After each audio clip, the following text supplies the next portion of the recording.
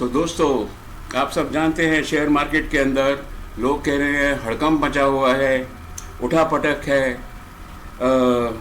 आग लगी हुई है, धराशायी है, पैनिक है, ये खरीद लो वो खरीद लो। दुनिया भर के सजेशन इस मार्केट की उठापटक के अंदर भी लोग देने से ना बाज नहीं आते हैं। सवाल ये है कि जो शेयर मार्केट का जो ज्ञान है ना, आजकल हर कोई बांटने लगा है। मुझे ऐसा ध्यान है कि पहले हम कहते थे कि जो ज्ञान है वो या तो नाई की दुकान पे मिलता है या पान की दुकान पे मिलता है, और आजकल एक जगह और जो है ज्ञान बहुत बंटने लगा है। हर जगह हर तरीका का ज्ञान वो है यूट्यूब के टेलीग्राम चैनल के ऊपर। आप लोगों को उठा के देख लो, समझ है या नहीं है, क्या बोलना है क्या नहीं बोलना है, क्या सजेस्ट करना है क्या नहीं करना है। हर आदमी जो है टेलीग्राम चैनल खोल के बैठा हुआ है और एक से एक जो है सलाह दे रहा है। मैंने बहुत को फ्रेंड्स एग्जामिन भी किया है इनके, लेकिन मैं हमेशा जो है एकदम अनसेटिस्फाइड ही रहा हूँ कि जिस तरीके से लोग सजेस्ट कर देते हैं कि ये खरीद लो वो खरीद लो, ऐसा मार्केट में कुछ होता नहीं है। मैं आपको बताऊं कि आज से करीब साल भर पहले मैंने इवन जो टेलीविज़न चैनल्स के ऊपर भी जो ये जो फ्यूचर ऑप्शंस की कॉल देते फिरते हैं, इनकी भी मैंने 48 कॉल्स मैंने एनालाइज करी थी एक हफ्ते के अंदर, और मुझे मालूम पड़ा 36 कॉलें जो थी उसमें से गलत थी। अब सवाल ये है कि इनको समझाए कौन, और हर बार जो है मतलब वही स्टॉप लॉस, वही टारगेट, वही सपोर्ट रेजिस्टेंस और स्टॉप लॉस देके वो बच के निकल जाते हैं। लेकिन पैसा किसका जाता है? पैसा जाता है जो आदमी दाव लगाता है। तो दोस्तों, मैं हमेशा इसलिए बोलता हूँ कि शेयर मार्केट जो है ना, ये ज़बरदस्त कमाने की जगह है, ये हारने की जगह बिल्कुल नहीं है। तो ज़रा अपने आप को संभालिए, और ये जो लोग जो शेयर मार्केट में पैनिक है, हड़कंप है, धराशायी है, आग लगी हुई है, ये सब चीज़ें जो है ना, ये मेरे हिसाब से तो सब फालतू की बात है। अगर आपको शेयर मार्केट में पैसा कमाना है तो आपको ना एक डिसिप्लिन हमेशा रखना पड़ेगा। देखिए, मैं आज के सामने आज कुछ तथ्य ऐसे रखता हूँ, आपको मालूम पड़ेगा कि जो शेयर मार्केट है, हालांकि वो गिर रही है, लेकिन गिरते गिरते भी शेयर मार्केट जो है एकदम इशारा कर गई थी कि मैं यहाँ से भाई गिरने वाली हूँ, अब तुम संभल जाओ। तो देखो दोस्तों, मैं आपके सामने कुछ चीज़ें आज रख रहा हूँ। ये जो है मेरे पास charting.com है, और ये मैंने निफ्टी का यहाँ पर जो है चार्ट लगाया हुआ है। ये देख, निफ्टी का चार्ट charting.com पे लगाया हुआ है, और निफ्टी का चार्ट है, और वही हमारी स्टैंडर्ड 10 और 15 की जो है मूविंग एवरेजेस हैं। तो फ्रेंड्स, अगर आप देखें कि 2000 पर सेल्स दिया था, जबकि जो निफ्टी था वो 18,468 के ऊपर था।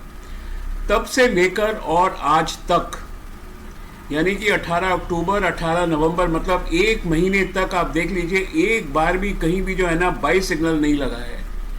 तो भैया, जब निफ्टी ने जब सेल सिग्नल दे दिया, तो आप क्यों शेयर मार्केट के अंदर जो है आप बैठे हुए, जो शेयर्स को लेके बैठे हुए हैं? निफ्टी गिरेगा तो कोई शेयर बचेगा नहीं, कोई सेक्टर नहीं बचेगा। हाँ, देर सवेर जो सेक्टर्स हैं ना, वो उठना ज़रूर चालू कर देंगे। तो फ्रेंड्स, अगर मैं आज की तारीख में भी देखूं, तो अगर आप ये देखिए तो शेयर मार्केट है, यहाँ जो FIIs हैं, इन्होंने आज भी जो है वो 3,665 करोड़ रुपए की बिकवाली करी है। फॉरेन इंस्टीट्यूशंस ने, DIIs ने खरीदारी करी है 2,764 करोड़ रुपए की। यानी कि FIIs जो है ना, वो लगातार बिकवाली करते ही जा रहे हैं, और अभी तक मेरे को लगता है करीब 10,500-600 करोड़ से ज़्यादा की इन्होंने बिकवाली कर दी है। डॉलर इंडेक्स जो है ना, वो 96.35 है, जबकि हमारे हिसाब से ये जो है 91 के नीचे होना चाहिए। तो हिंदुस्तान के अंदर FIIs जो है ये बाई करना चालू करती हैं, और ब्रेंट क्रूड जो है ना, ये 71.90 है। दैट मीन्स ऑन 21 दिसंबर 2021 को। तो फ्रेंड्स, कोई भी जो पैरामीटर है हमारे फेवर के अंदर नहीं है राइट फ्रॉम 18 अक्टूबर। तो इसका मतलब ये है कि जब 18 अक्टूबर को यहाँ पर जब मार्केट गिरनी चालू हुई थी, तो हमको मार्केट से हिसाब से बाहर निकल जाना चाहिए था। अब फ्रेंड्स, मैं एक चीज़ आपको बता दूं कि ये डॉलर इंडेक्स है ना, ये डॉलर इंडेक्स है क्या? फ्रेंड्स, ये जो डॉलर इंडेक्स है, ये डॉलर की फेयर वैल्यू है उन कंट्रीज़ को कंसिडर करते हुए जो कि US के अंदर ट्रेडिंग बहुत ज़्यादा करती हैं, जैसे US के डॉलर के अलावा कैनेडियन डॉलर, नॉर्वे का क्रोना, फ्रेंच, यूरो का पाउंड, और ब्रिटेन का यूरो और ब्रिटेन का पाउंड। तो ये जो 6 करेंसीज हैं, इनकी जो एवरेज वैल्यू है फिलहाल 96.35 है। जैसे ही इनकी ये फेयर वैल्यू गिर के 91 के नीचे आएगी, ये इंडिया के लिए ज़बरदस्त जो है मतलब फेवरेबल हो जाएगी। एक्चुअली तो 93 के नीचे ही फेयर होनी चालू हो जाएगी, लेकिन 91 के जब नीचे आएगी तो फिर जो FII की जो एक्टिविटी है वो बहुत ज़बरदस्त तरीके से बाइंग साइड में चली जाती है, जो कि फिलहाल 18 अक्टूबर से या उससे पहले से भी जो है करीब करीब नेगेटिव ही है। ठीक है, तो मैंने आज आपको बता दिया कि डॉलर इंडेक्स क्या है। It is the fair value of dollars as compare to the 6 currencies which are maximum trading in the US market. ठीक है ना, और इसकी जो फेयर वैल्यू है हमारे फेवर में 91 के नीचे ही आती है। ठीक है, अब फ्रेंड्स अब ये देखते हैं कि जब मार्केट जो है इतनी उठापटक हो रही है तो इस मार्केट में कौन से ऐसे सेक्टर हैं जिन्होंने फिर भी जो है मार्केट में अपने आप को बहुत जल्दी संभाल लिया। लेकिन आगे जाने से पहले फ्रेंड्स मैं आप सबको बता दूं कि मेरा नाम अनिल शर्मा है, share market strategies and solution से आप सब मेरे दोस्तों को मेरा नमस्कार, सत श्री अकाल, केम छो, वनक्कम, नमस्कारा और जय Shri Ram and good afternoon. दोस्तों, मेरे जो दोस्त हैं, मेरे जो चाहने वाले हैं इस चैनल के, दुनिया में सब जगह है, मैं सबका जो है तहे दिल से वेलकम करता हूं। और अभी भी मैं आपको बता दूं, ये जो आज भी जो है यहाँ पर जो है एक इन्वर्टेड हैमर लगा है, हालांकि ये गैप अप था। अभी भी मार्केट जो है वो पॉजिटिव ही है। फिलहाल तो 3:50 होने वाले हैं, मार्केट बंद हो गई है। 16,734 पे गैप अप है, लेकिन अभी भी कोई श्योरिटी नहीं है कि जो जब तक ये जो पैरामीटर्स हैं, ये 4 पैरामीटर्स हमारे फेवर में नहीं आते हैं, तब तक नहीं कह सकते कि मार्केट जो है ये ऊपर जाएगी या नीचे जाएगी। हाँ, 1-2 दिन ऊपर जा सकती है और फिर जो मार्केट है वो नीचे ही आना चाहिए इसको। ठीक है, पैरामीटर सुधर गए तो मार्केट जो है वो ऊपर की रफ्तार भी पकड़ सकती है। लेकिन दोस्तों, मैं एक बात आपको बता दूं कि जब मार्केट गिरती है तो जोर से गिरती है, और जब ऊपर चलती है तो बड़े हल्के हल्के हल्के हल्के हल्के हल्के ऊपर चलती है। ठीक है, तो आप जो है जब तक मार्केट जो है क्रॉस लगा के 2-3 दिन ऊपर नहीं हो जाए, आप यही समझिए कि मार्केट का डाउनफॉल जो है वो कंटिन्यूड है। और आज की तारीख में करीब 17,500 से ऊपर जब तक निफ्टी नहीं जाता, तब तक तो आप ये मान के चलिए कि मार्केट का जो डाउन ट्रेंड है वो बिल्कुल बरकरार ही है। और आज जो है जो मार्केट 16,734 के आसपास प्रोविजनली बंद हुई है। देखते हैं कि कल क्या होगा। तो फ्रेंड्स, वो कौन से सेक्टर्स हैं जो कि हमेशा आपके साथ रहने चाहिए, और हम बाद में एनालाइज करेंगे कि जो सेक्टर्स हैं ये क्यों सबसे ज़्यादा जल्दी उठते हैं। ठीक है ना, तो सबसे पहला जो हमारा जो स्टॉक है, जो कि एकदम सबसे पहले संभलने वाला स्टॉक है, वो है फ्रेंड्स इन्फोसिस। ठीक है, इन्फोसिस 1700 के आसपास इसकी बहुत बढ़िया खरीदारी की कीमत थी, जो कि यहाँ पर 1720 के आसपास ये आया भी था कुछ दिन पहले। अब ये देखिए, ये जो है गैप अप से आज ऊपर चला गया है। ठीक है, इसका जो डायरेक्शन है वो भी अप हो गया है। और ज़रा फ्रेंड्स, इसकी जो मूविंग एवरेज का डायरेक्शन देखिए, ये 10 की मूविंग एवरेज है, ये 10:10 जैसे घड़ी में बजती है सुई बड़ी वाली, उस हिसाब से ये ऊपर जा रहा है। तो मुझे लगता है कि शायद ये ऊपर सबसे पहले जाएगा ही। उसके बाद दूसरा स्टॉक एक और देख लेते हैं फ्रेंड्स। उसके बाद देखिए विप्रो, शानदार नतीजे आए थे, कोई दिक्कत नहीं है। ये भी IT सेक्टर ही है, और ये भी देख लीजिए आज जो है ये 681 के ऊपर गया। 52 वीक हाई तो नहीं है, लेकिन हाँ, चढ़ने वालों में सबसे जो पहला शेयर है, सबसे पहला जो सेक्टर है, वो मेरे को लगता है कि शायद IT ही है, क्योंकि इसमें सबसे पहले जो है इन्फोसिस था, अब दूसरे नंबर के ऊपर जो है विप्रो है। तीसरा जो शेयर जो है वो है फ्रेंड्स, अभी हालांकि ये गिर गया है, लेकिन फिर भी ये उठने को बिल्कुल तैयार है। गैप अप ओपनिंग दी है, गैप अप क्लोजिंग है, and that is persistent systems. क्या इन शेयरों के नतीजे बेहतरीन नहीं आए थे? दोस्तों, इन शेयर के नतीजे बहुत अच्छे आए थे, और इसीलिए ये सबसे ऊपर सबसे पहले जाने को जो है बिल्कुल तैयार है। ठीक है, इसके बाद देखिए एक ऑटो सेक्टर का शेयर है, that is LG Balakrishnan, LG। क्या हमने इसके बारे में कभी बात नहीं करी है?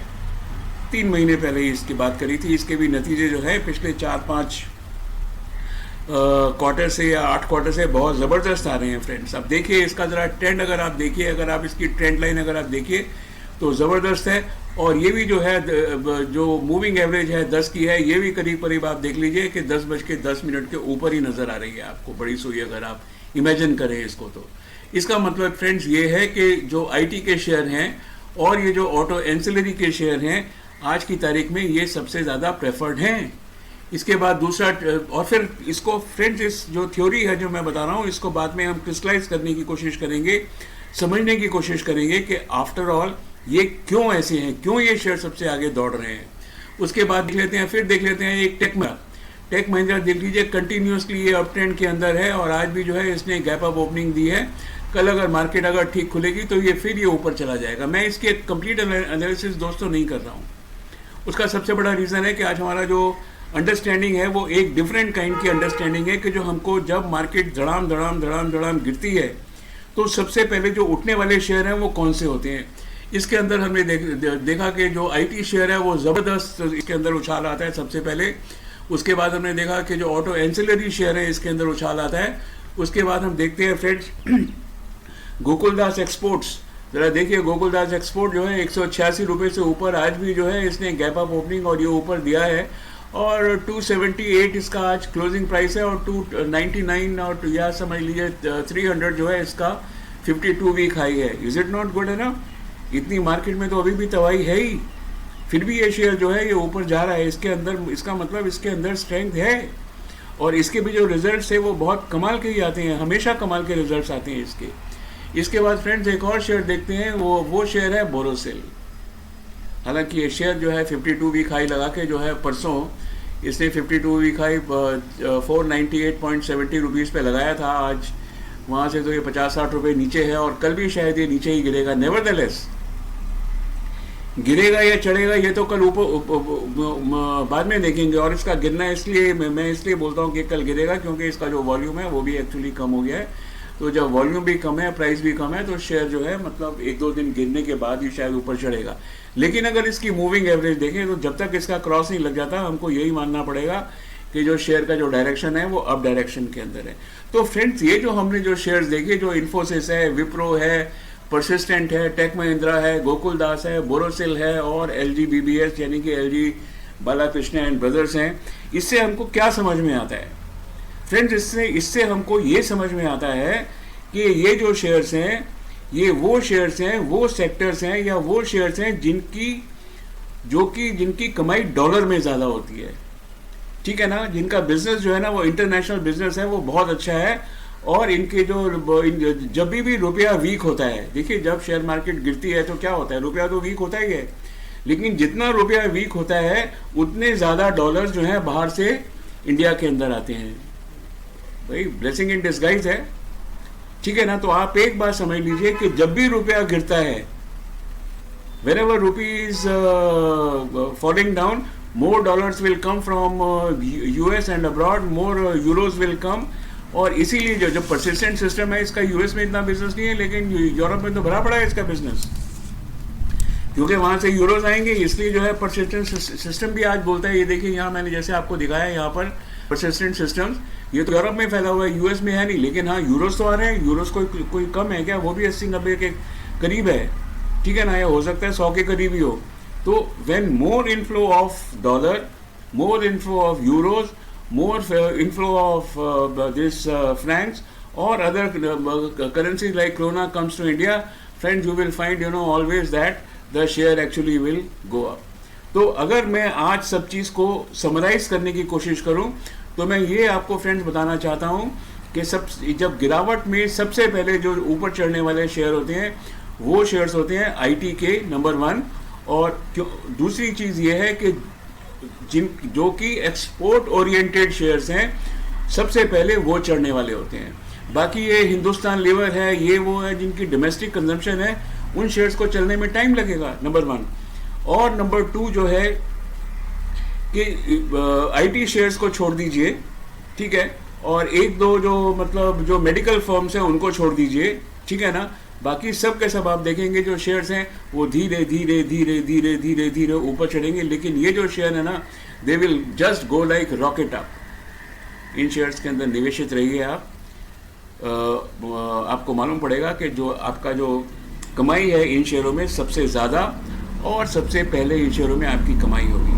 तो फ्रेंड्स बस मैं आपको इतना ही बोलना चाहता हूँ आज कि शेयर मार्केट के अंदर जो है कुछ भी हो जाए, लेकिन ऐसा कभी नहीं होता कि शेयर मार्केट के अंदर तूफान आ रहा है, ये आ रहा है तो आप बच नहीं सकते हैं। हाँ, आज की तारीख में मैं आपको ज़रूर बोलता हूँ कि अगर आपके पास पैसा है तो उसको अभी भी संभाल के रखिए जब तक कि निफ्टी में एक पक्का क्रॉसओवर ना लग जाए और 2-3 दिन जो है निफ्टी क्रॉसओवर के ऊपर अच्छी तरह से रहे, हमारे पैरामीटर सुधर जाएं।